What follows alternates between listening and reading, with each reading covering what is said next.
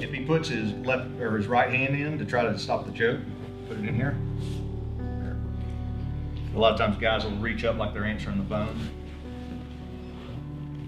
When he does that, I just come over his arm. My name is Matt Stokes, and our business is Core BJJ, which is Brazilian Jiu-Jitsu. I'm an instructor. I've been actively doing Brazilian Jiu-Jitsu for about 15 years. I just got my black belt, and our classes in Richardson are all just Brazilian Jiu-Jitsu. Well, the government ended up shutting down all of the fitness industry, basically, gyms and clubs and that sort of thing because of the pandemic. And that was in March, mid-March.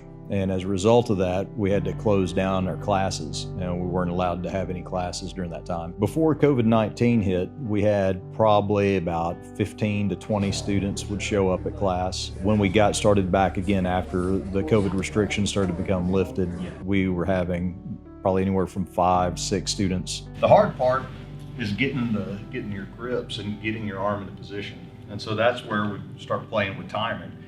Right? You got to find the right time to do it. Some of the challenges we face now are we have students that are still a little bit hesitant to come back to class because they either have small children or they take care of elderly parents or they might have another underlying health condition.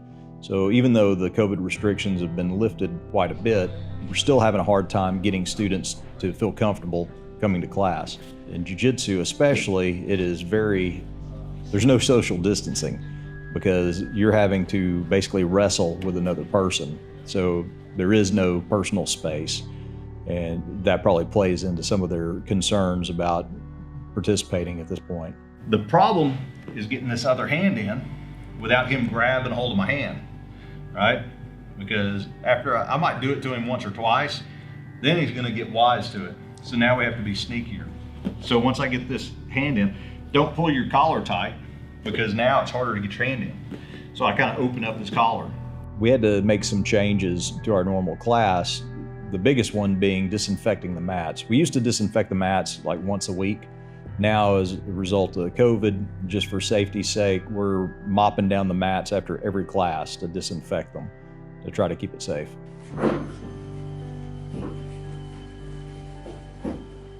I don't think that money is an issue for most of our students. We charge a very, very small fee compared to other jiu-jitsu schools.